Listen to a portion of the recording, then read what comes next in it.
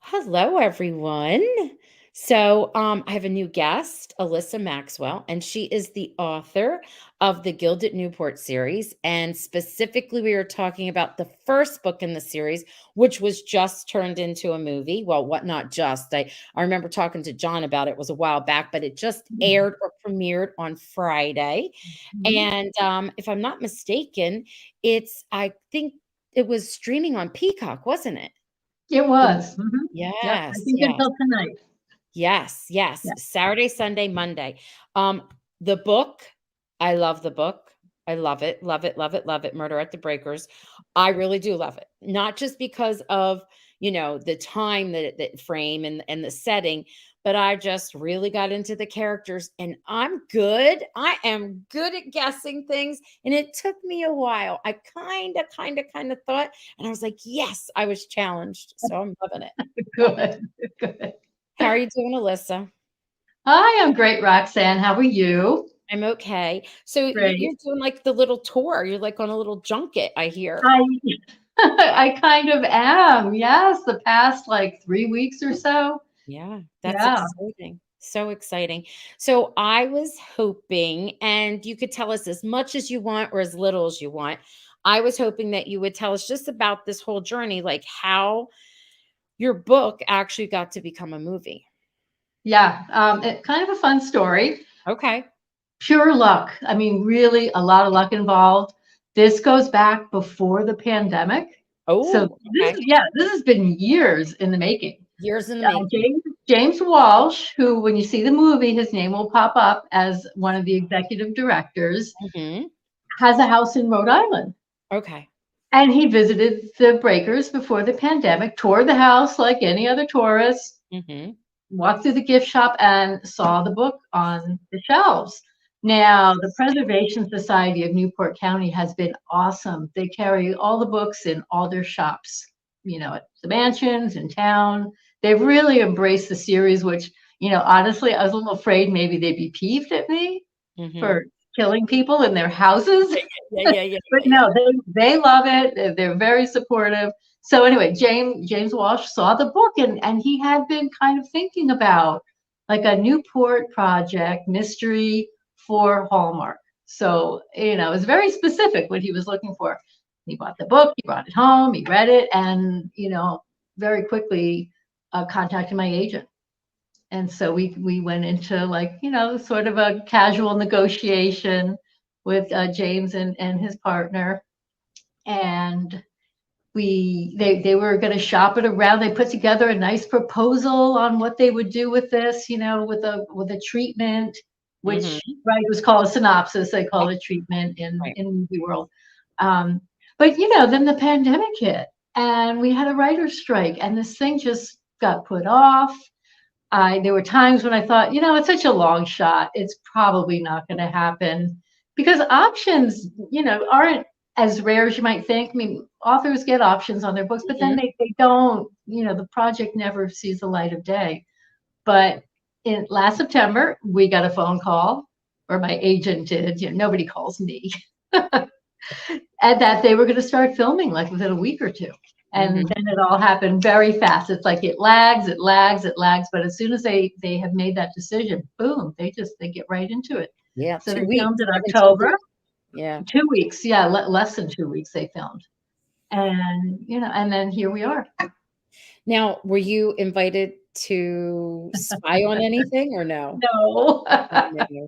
No, It well, I think when they were able to start filming, between the writers and the actors' strikes that were going on, I Mhm. think it was a very like, oh, it's over. Let's get this done now. Mhm. So, obviously everything must have been in place. I don't know. I mean, I really have no idea what went on behind the scenes. So no, the amount of notice I had didn't give me time to get up to Canada. I live in Florida, so Right, right, we're right. talking clear across the continent. So Yes. no, I was not there. I would have loved to have been there, Mhm. but no. Mm-mm. No. Now, let's talk about the book itself and your process of writing. So, how did you even come up with this idea for this series? Well, I don't know if any of your listeners have been, following me around at all with some of my other interviews, but my husband is a Newporter, born and raised, just like Emma in the stories. His roots go back generations. So, I began going to Newport to visit some friends who had moved there. So I had a little bit of an insider's view at that point, not just as a tourist. But once I met my husband and became part of the family, and I would sit around the dinner table with them and listen to the talk, and I began to really see Newport for what it is to the year-round people, the people that actually live there. The So locals. that gave me my insight into what is, the real Newport. But at the same time, I fell in love with it immediately. It's so atmospheric and so full of history, and it's really kind of the perfect place to set a historical mystery. And then when you look at, what's immediately recognizable in Newport, and what do people, what do they do the first thing when they arrive in Newport is they go tour the mansions. Mm. So to me, setting a historical mystery during the Gilded Age, for which Newport is so famous, kind of gave the series a bit of a leg up. It's People true. could connect with it right away. Either, oh, I've been there, I've been in those houses, or I've seen so many pictures of those houses, and I've heard about the Vanderbilts and the Astors and those people. So I felt like we were walking into a world that was already pretty familiar to a lot of people. And I just went from there. I learned about the families and the houses and everything else that goes with that time period. Um, what did you think about actually getting to see? I'm not going to ask your opinion about if you thought it was what you had in your mind, but this is what I'm trying to say. You actually get to see it come to life, and you Mhm. actually get to see where they filmed the house. How did that feel for you? Was that like surreal, or you with the flow? It was That surreal? that is the exact word I used when my husband and I first turned on the movie, and we got to see an early cut Nice. before it was cleaned up, before the Yes. music Yeah. was, the vocals were Director's cut. nice and smooth. But yeah, it was absolutely surreal to see these characters who have been living inside my head for the past decade. Murder Yes. at the Breakers came out in 2014. So, Oh, I've been really writing them before that because, obviously I wrote the book before it was published, a couple of years ahead of time. So, yeah, I mean, these have been my imaginary family and friends for all these years. And to mhm. see them walking around and saying things that, I basically have in the books, maybe not word for word, but the gist, and seeing the plot come alive. Yeah, it was absolutely surreal and thrilling and exciting and a little bit humbling too, in a weird way. I get that, and I read the book first, and then I watched the movie, and Mhm. for me, it was fun. I was like, "Oh, oh," like, I like when you use, "Oh, I didn't think of it that way. Oh, okay," and I'm like, "Oh, I Mhm. know what there she's gonna say next." So, it was fun. So, I was thinking to myself, you as the writer, these are your characters, your babies, the place you've lived Yeah. in your mind. I love it when I remember when, I'm a writer, and I remember when, one of my, mentors, said to me, "When you're in the shower and they start talking to you, like, they say" I wouldn't say that. You're a writer. Like, you know what I Yeah, mean? yeah. Like, when the characters say, "I'm not gonna say that. I'm not wearing that." They become alive, like, I know, Right. I know. So, I loved it. So, I was thinking you must have been, like, having, like, a trip almost. I was, yeah. That's a good way to put it too. Yeah, absolutely. I love the poster behind there. Now, did they give you the poster or did you Mhm. create it? My husband took, we found the Yeah, image and he yeah, brought it to a printer and had it and then as they a made nice it for you. thick Oh, cardboard. Yeah. I love Yeah. it. Now, before we go on with I have some more questions, I wanted to share with you just some of the things that people are saying. Well, first, Pat is saying, "Hi, Roxanne and everyone else. Welcome, Alyssa. So excited to have you join us this evening." And then she has a funny comment. She says, "Alyssa, prior to watching the movie, I thought that it was about the breakers in Palm Beach." And there you Yeah, are in well, Florida. yeah, I understand that. I once had a reviewer think it was Palm Beach. He was, worked for a Florida magazine, so he reviewed Murder at the Breakers, thinking, "Oh, this is going to be about Palm Beach," and Oh, he that's was funny. surprised when it wasn't. But I got the review, so that was good. That's cute. That's Yeah. that's funny. So now I was curious when you came up with the murder mystery idea. Do you know like how it's going to end before you write it? Is it a character that you get inspired by? Like, what is your process? Oh boy. I often know who the killer is, but there have been times when I've changed midstream because I've realized there's a better twist if I make it that person. And I'm pretty sure that happened in this book. Don't forget, we're going back 12 years. But Mm-hmm. yeah, I seem to recall that I had a different killer in mind.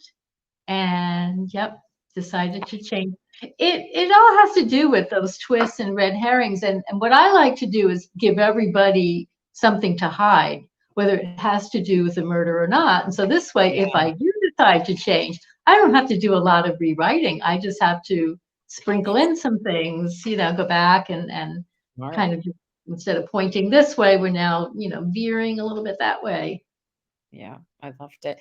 I was saying, Mhm. like, share with them before we popped on broadcasted. I was saying that I usually can figure it out, but in the book, it took me a while because I was like, Mhm. oh, I was leaning towards one, and then as we got even further along, I knew, and I don't want to spoil it in case anyone has not read it or seen the full Mhm. movie, Mhm. but by the time it was like all in place, especially in your book, I was like, "Oh, I know who it is now." Like I know it. I know it. But it was Uh-huh. very exciting and very some of it in the book I thought, "Oh, this is just a little risque." Right? So Hmm. so Was it? Emma gets into the coach, right? And they're together with Derek. And Uh-huh. in the movie, he's telling her there's dirt on her chin, I mean on her cheek, and he gives her the handkerchief to Right. wipe it. But in your book, you make such a simple touch of a hand, like I don't know if I even want to use the word sensual, but very like tense, Mhm. intense Oh, good. because he's running his like the knuckle like across her face. And I'm like, oh, look at this. I mean, I loved it. I thought, oh, I wanted more. I couldn't wait to read more. It was good. Let's see. They're talking about the actress and who played, and we'll get to that. But I Okay. wanted to like, what is it that you like the most about Emma? What is it that you like the most about um what is it? The nanny, I think she calls her, right? Mhm. And Derek and Jesse. Like, what are the things that when you go to write for them, you're like, yeah, this is Well, Emma, I mean, just feels like a real friend, like my best friend, it. your Oh, best girlfriend. yes. Um, but I was somewhat inspired by my mother-in-law, who was a Newport girl, born and raised, and was one of those people that really did step up to do whatever needed doing. That was just the way she was. She didn't Thing. wait for someone else Okay. to say, "Oh, I'll do this." No, she just walked right in and did whatever needed doing. Um, she was also, just a teensy bit inspired by my husband's great aunt Sarah. In fact, great aunt Sadie in the book is, kind of Oh, Sarah. okay. Okay, I love that. Yeah, who did not marry until very late in life. So she was Mm, a single girl for, most of her life. So she had to be, a little bit more independent. She had a twin sister, and you could always tell the difference between them. Sarah would wear slacks, whereas Abby would wear dresses. And, there was just these little, very subtle differences between them. So, but, in my mind, that became more of, even more intensified in Emma's great aunt Sadie. She was almost a little bit of a suffragette, very independent, very, yes, yes, but yes. I think I'm straying from the original question you asked No, no, me. no, you're I not. You did really a good job. enjoy the play between Jesse and Derek. Now, in the books, it's much more subtle in the beginning. It is. The movie, really got right into it, Yes, that kind of yes, established that relationship with Emma and Jesse. But in the books, Emma and Jesse are friends. They are yes, just friends. yes. And Emma does not, she's not thinking in terms of anything more than that, for a long time. She doesn't even realize Jesse might be.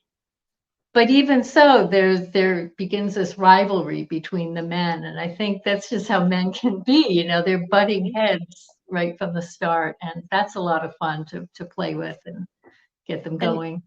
I like that about them. I like that Jesse has, like, a good heart, like, like, Mhm. he's always looking out for Brady, who's a hot mess. Right, Um, right, and yeah. and I like that you made real characters, like, not everybody is perfect and not everybody is totally Mhm, mean.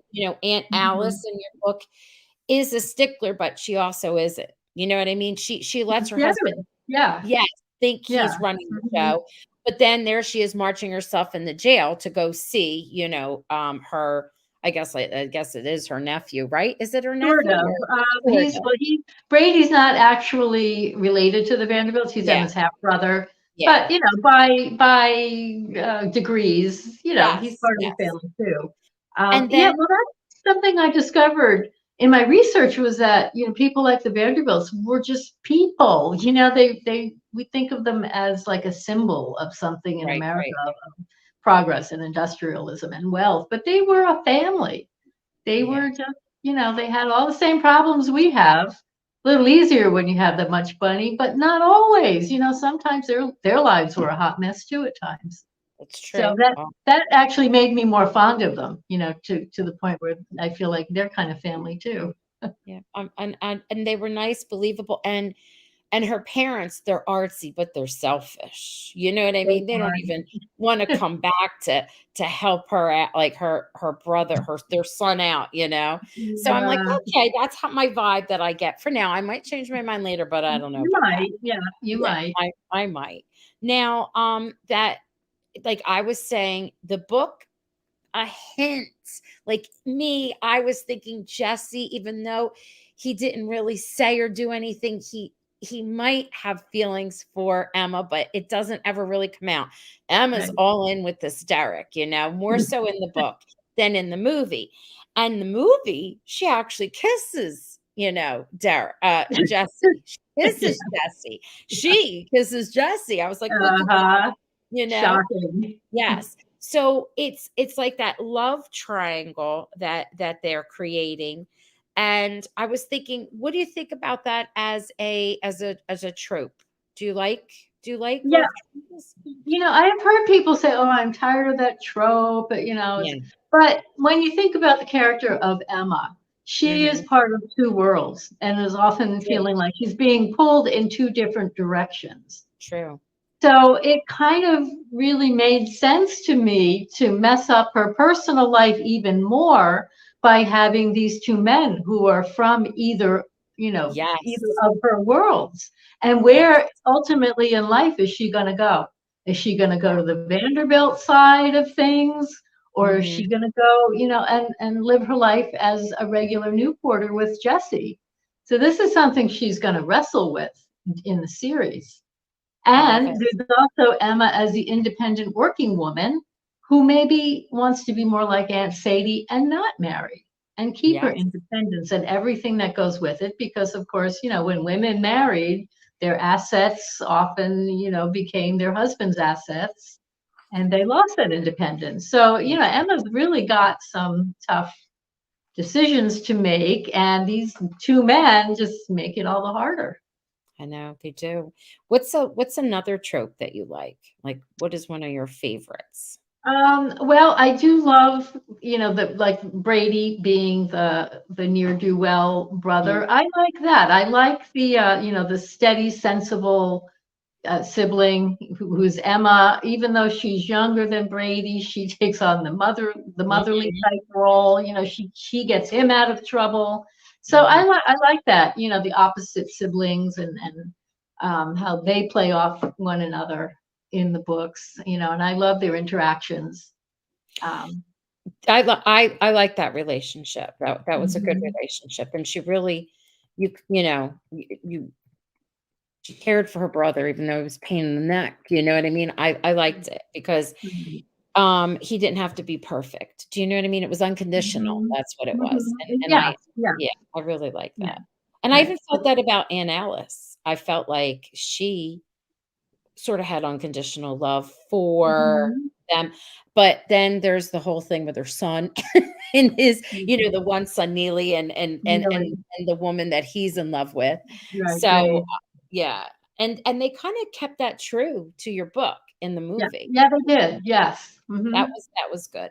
Now, do you think you would be opposed to a sequel, like another one of your stories, another one of your books in is a movie? I don't think so, right? You wanna Oh, make yeah, I hope they do, yeah, no, yeah, I'm really hoping. And I think this was a first for them. I think yes, subsequent installments, should they do them, will get even better and stronger. yes, yes. Now, I remember when I was talking to John on the phone, and he's like, "Oh, I'm so busy," and he had to call me back for about something else, and he said, we're shooting a movie." And I was like, "Oh," and he goes, "I can't say anything, but I want to tell you it's really different. I think everybody's going to Yeah. love it. It's different." And I was like, "Okay." Like I was all excited. He couldn't reveal anything. So he was very excited about it. So that's a plus, right? He's the Oh, producer. absolutely. Yeah. Yeah, no, And I can tell that he's been very excited because he's contacted me a few times, and so oh, have a few of the actors, which is really oh, exciting for I me. love that. So, yeah, Yay. yeah. Yay. Like, they're real people too, just like the Yes, they are. Vanderbilt. Yeah. Yes. Now, before we get into, I want to know some of your faves. I wanted to share some more stuff. So these are they're starting to talk about the actors that played the characters. I love Mhm, Ali Scobie as Emma and Danny Griffith as Detective Jesse White. I did too. I love those two. I thought, mhm. yes, that kind of that fit for me, and to see them come alive on the screen was really cool. I heard an interview because I wanted to see if they mentioned anything about a sequel, the actors. Mhm, And I was listening to an interview with Allie, and she was so excited. She said she loved that it was a younger cast, which they need in the mhm. series. And she loved the entire now the storyline. And she's got to take a trip now. She says, "I've got to go and check out Newport because Oh, yeah. she's never been."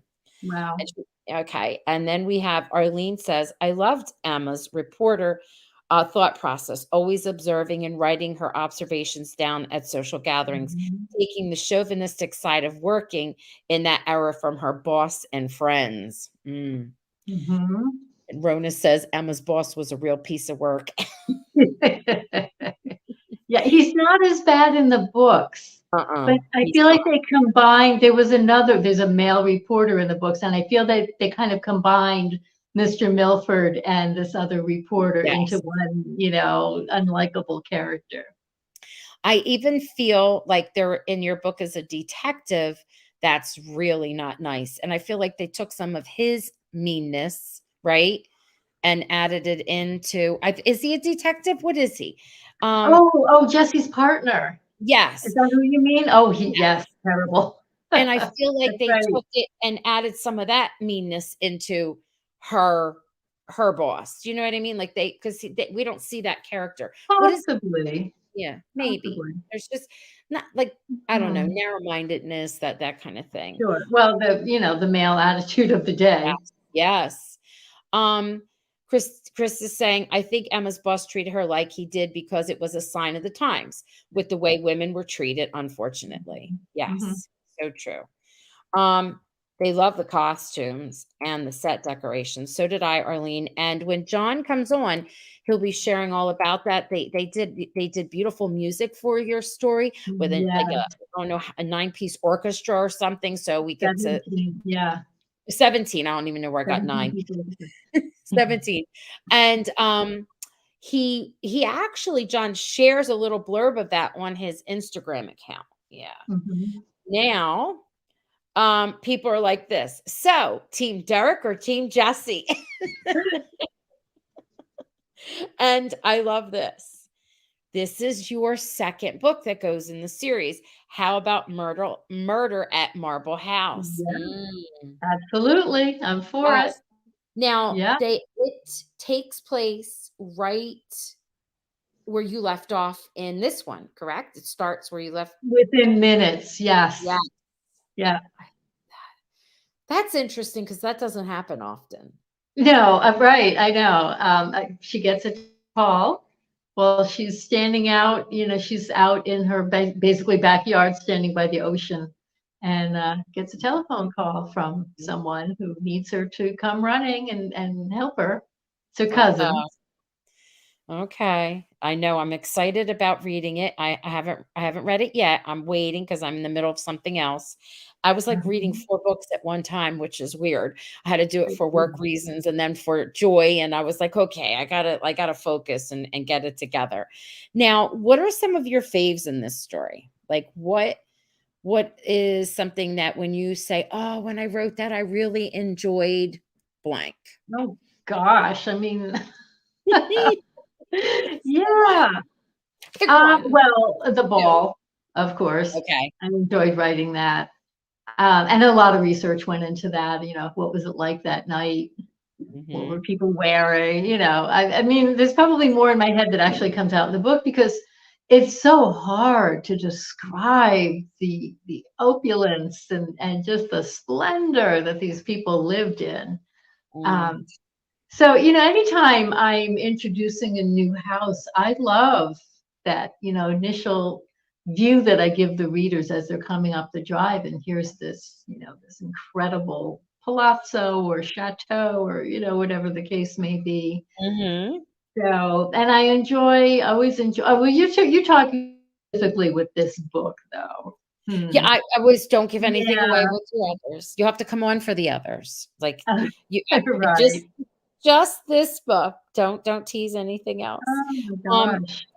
that was enough. That's a lot. Now, I wanted to because you started to mention this. So in your book at the or maybe we did this before we aired. You have an afterword and you talk about Mhm. how real if this is a work of fiction, but how real life events, inspired the pieces of fiction that were in this story. And you started to tell me some things like, you know, who was a real person, like the dressmaker and whatnot. Could you share that Mhm. with our viewers here and Yeah, listeners? oh, sure. This is more to do with the movie, though. The Harriet Rice character, who's Mhm. the coroner's assistant, Right. she lived in Newport. She was born and raised there, went to Rogers High School, which still exists, although it's in a new building these days. She actually moved out of Newport, attended, I think, University of Michigan or something like that, became a Mhm. doctor, and then practiced in Chicago, helping the poor because she still could not get a job in a hospital as an African Yeah. American. They brought her, they have her in Newport when perhaps she was not there at the time, but I was excited to see her included. Kind of Mhm. wish I'd included her in the books because, it is such a remarkable thing for any woman in those days to become a Yeah. doctor. Another actual Newport person was the dressmaker. That when Emma brings the borrowed dress back to the dress shop, that Miss Dickerson actually did live in Newport and had her shop on Bellevue Avenue. She was an African American woman. And the summer residents, which mean the wealthy, did come and Mhm. patronize her shop. So I those are love the two Bellevue things. Avenue. I live in a small town and our main street, and you go down it with all these big gorgeous homes that have been there for generations and generations and generations and years is Bellevue Avenue. Wow, where's this? This I live in South Jersey, Uh-huh. like Oh, 30 okay. minutes from Atlantic City, about Mhm. 35-40 minutes from Philadelphia. Oh, Yes. okay. Hamilton is what it's called, Hamilton, and we have Bellevue Avenue, and I was Huh. like, "Oh, if I had a minute, I would have taken some pictures to share so you Yeah. could see. It's really cool. Now, those are the facts that are real from the movie. But your book has the afterword that has you started to talk a little bit about like the fire Mhm. and to the house and stuff. Could you share just a little bit? I want people to read your book if they have it and pay attention to the afterword because I thought it fascinating. Yeah, these books I always felt needed, an author's note to, Mhm. distinguish because there is so much fact and fiction intertwined in each story. It Yeah, is. the original Breakers was more of a very New England Victorian house, kind of wood framed Mhm. and probably shingled and all that. But it burned down, I think, in 1891. It took them 3 years to build the new house. And that summer, on the date, we have the big party in the book and in the movie. That was Gertrude Vanderbilt's coming out party, and it was Cool. the first event they held in the newly opened Breakers. So brand spanking new, the house, and the problems with Neely were from real life. In my book, in the movie, that he wanted to court a woman named Grace Wilson in real life. They called her Winslow in the movie. Not sure why. But his parents objected to that because she and her sisters had a reputation of being gold diggers. And her Mhm. father was a blockade runner during the Civil War. They're from the South. And it's said, and I don't know if it's completely true, but that Rhett Butler was somewhat modeled after Grace Wilson's father. Oh, So yeah, okay. it's a really, really interesting background. But Neely is actually one of my favorite characters because he was so honorable and he was just a quiet, intense, creative, just great guy. Really sweet in real life. And no matter what his parents said, he was not going to back down from, his Oh, implied commitment to yeah, Grace. Once he declared himself, he was all in. that is Honor would not have let him, and love. He was very much in love with her at the time. I like that. I love that. I when I was Yeah, reading it, I was like, "Oh, this makes me now really want to go take a trip and check out yeah, all of it and then, like, yeah. relive it." I'm excited to read the 2nd book, and I really hope they make a sequel. I really, really, really do. Well, I'll tell you, the second one involves Alva Vanderbilt Oh, and her daughter Consuelo, okay. and centers around Consuelo being married off to the Duke of Marlborough. Oh, Yeah, okay. All I right. give her a little interlude before that happens. I love it. Catherine says, "I love how fiction and historical events come together in the series." Yes. Yeah, thank She you. loves it. Now, when you pitched this idea, or maybe you didn't pitch it, maybe they asked for it, um, which was it? Did you pitch your idea for a historical mystery, or is this a genre that you love to write and they being your publisher say, "We're looking for this." How'd that work? Well, actually, I started writing it. I spoke with my agent, and we kind of put our heads together to kind of, fine tune what the series should and could be. Mhm. And then I just started writing. I wrote this book not under contract. Oh, So it all hadn't right. been pitched. It hadn't, it hadn't, no, there were no promises, no guarantees with this book. I Just had something. been a romance writer, a historical Mhm. romance writer, but I really wanted to switch over to mystery because I thought it was a better fit for me. So yeah, I just like dove in and wrote the book, and then my agent took over with selling it, and it made some rounds before it sold, but luckily it did. It And did. That's good. yeah, yeah, no, but my publisher was already publishing historical mysteries, so this was nothing new to them. Okay. Yeah. um, I And think it surprised them a little bit, how much history and fiction, the I balance was. people love it. It's a wonderful genre. So I love it. I'm so excited. I was excited to see it come alive on the screen. Um, People always say the book is better than the movie, and we get why because I mean, in a movie, you can write pages of beautiful dialogue Mhm. and description, and in the Mhm. movie, you have to do it with a look. You know what I mean? Right, So right, we right. have I to. can really get inside the character's head, Yes. and Yeah. also the mystery is a lot more complex, I think, in the book. You Yes. know, there's a Yes. lot more there are more suspects, there are more red herrings, There but and were. you can't have all that in an hour and a half time frame. It's true, but I thought that they did a really good job. Yeah. Oh, So, yeah. yes, Absolutely.